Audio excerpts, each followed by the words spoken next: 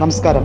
News prime മലയാളത്തിലേക്ക് സ്വാഗതം. National census 2027 അനുബന്ധിച്ച് നടക്കുന്ന സെൻസസുമായി ബന്ധപ്പെട്ട് പല കള്ളക്കളികളും നടക്കുന്നു. ഏകദേശം 20 കോടി ജനങ്ങളുടെ പട്ടിക, അവരെ പുറത്താക്കാൻ കൃത്യമായ ആസൂത്രണമുണ്ട് എന്നാണ് ഇപ്പോൾ മനസ്സിലാക്കുന്നത്. നമുക്കറിയാം, പല VIP-കളുമായി ബന്ധപ്പെട്ട എന്യൂമറേഷൻ ഫോം, അതായത് സ്വന്തമായിട്ട് സെൽഫ് എന്യൂമറേഷൻ എന്ന രീതിയിലേക്കാണ് ഇപ്പോൾ സ്റ്റാറ്റിസ്റ്റിക്സുമായി ബന്ധപ്പെട്ട വിഷയങ്ങളിൽ നടന്നുകൊണ്ടിരിക്കുന്നത്. സെൻസസും അതിനോടനുബന്ധിച്ച് സാധാരണ വീട് തോറും കേന്ദ്രീകരിച്ച് ഫാമിലി പരമായിട്ടുള്ള ഓരോ വീടുകളും കേന്ദ്രീകൃതമായിട്ടുള്ള സെൻസസ് ജൂലൈ 1 മുതൽ 30 വരെ എടുക്കുന്ന രീതിയിലേക്കാണ്. പക്ഷേ ഇവിടെ മനസ്സിലാക്കാൻ കഴിയുന്നത്, എങ്ങനെയാണോ SIR നടപടി കൊണ്ടുവന്നത്, ഇലക്ഷൻ കമ്മീഷൻ SIR നടപടിയിലൂടെ ഈ രാജ്യത്ത് എന്തു സന്ദേശമാണ് കൊടുത്തത്, അത് നമുക്ക് കൃത്യമായി അറിയാം. SIR നടപടിയിലൂടെ നിരവധി പൗരരുടെ വോട്ടവകാശം നഷ്ടമാകുന്ന സാഹചര്യമുണ്ടായി. അതിൻ്റെ പിന്നിൽ വലിയ കളികളാണ് കളിച്ചത്. ഇതുമായി ബന്ധപ്പെട്ട് നിരവധിയായ ഹർജികൾ സുപ്രീം കോടതിയിൽ കെട്ടിക്കിടക്കുകയാണ്. അതിലൊന്നും തീർപ്പ് കൽപ്പിക്കാൻ സുപ്രീം കോടതിക്ക് യാതൊരുവിധ താല്പര്യമില്ല. കാരണം സുപ്രീം കോടതിയുടെ ചിന്താഗതികൾ മാറി തുടങ്ങിയിരിക്കുന്നു. ചീഫ് ജസ്റ്റിസിൽ നിന്നോ ഡിവിഷൻ ബെഞ്ചിൽ നിന്നോ ഒന്നും തന്നെ യാതൊരു നീതിയും പ്രതീക്ഷിക്കേണ്ട എന്ന രീതിയിലേക്കാണോ പോകുന്നത് എന്ന് കപിൽ സിബൽ അടക്കം മുതിർന്ന അഭിഭാഷകർ, പ്രധാനികളായിട്ടുള്ള ഇന്ത്യ മുന്നണിയിലെ നേതാക്കൾ പറഞ്ഞു തുടങ്ങിയിരിക്കുകയാണ്.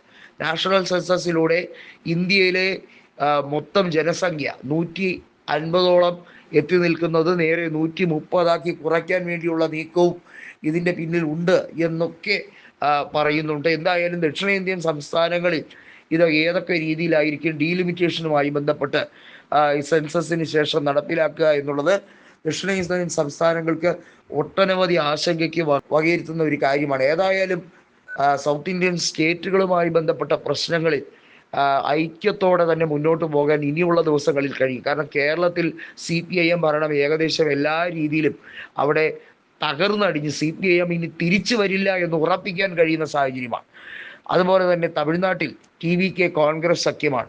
അതായത് ദക്ഷിണേന്ത്യയിൽ ചന്ദ്രബാബു നായിഡുവിൻ്റെ ആന്ധ്രയിലെ ഭരണമല്ലാതെ മറ്റെല്ലായിടത്തും കോൺഗ്രസോ കോൺഗ്രസിൻ്റെ സഖ്യകക്ഷികളോ ഭരിക്കുന്ന ഒരു സാഹചര്യമാണ്. അതുകൊണ്ട് തന്നെ ഈ രാജ്യത്ത് ദക്ഷിണേന്ത്യയിൽ ആനുകൂല്യങ്ങൾ വെട്ടിക്കുറയ്ക്കാനുള്ള BJPയുടെ തന്ത്രപ്രധാനമായ നിലപാടുകൾക്കെതിരെ സൗത്ത് ഇന്ത്യൻ സ്റ്റേറ്റുകൾ ഒരുമിച്ച് നിൽക്കും. അവരൊരു കൊളീജിയം പോലെ തന്നെ ഐക്യത്തോടെ ആ രീതികളെ എതിർക്കും. ഡീലിമിറ്റേഷൻ നടപടികൾ അങ്ങനെ ഇങ്ങനെയൊന്നും എളുപ്പത്തിൽ BJPക്ക് അവർ ആഗ്രഹിക്കുന്ന രീതിയിൽ ഇലക്ഷൻ കമ്മീഷനെ കൂട്ടുപിടിച്ച് നടപ്പിലാക്കാൻ കഴിയില്ല എന്ന് വ്യക്തമാകുന്ന രീതിയിലേക്കാണ് കാര്യങ്ങൾ പോകുന്നത്. നമുക്കറിയാം, ഇലക്ഷൻ കമ്മീഷൻ അധ്യക്ഷനായ ജ്ഞാനേഷ് കുമാർ ആ സ്ഥാനം ഏറ്റെടുത്തത് എന്തിനൊക്കെ വേണ്ടിയായിരുന്നു?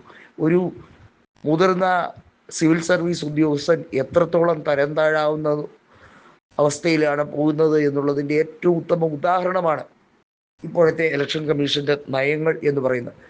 കൃത്യമായും പക്ഷപാത രാഷ്ട്രീയത്തോടു കൂടി കളിക്കുന്ന അദ്ദേഹത്തിനെ പോലുള്ള വ്യക്തികൾക്കെതിരെ പിന്നെ ഏതൊക്കെ രീതിയിലാണ് സമരം നടത്താൻ കഴിയുക? അതൊരു വലിയ ചോദ്യമായി അവശേഷിക്കുന്നു.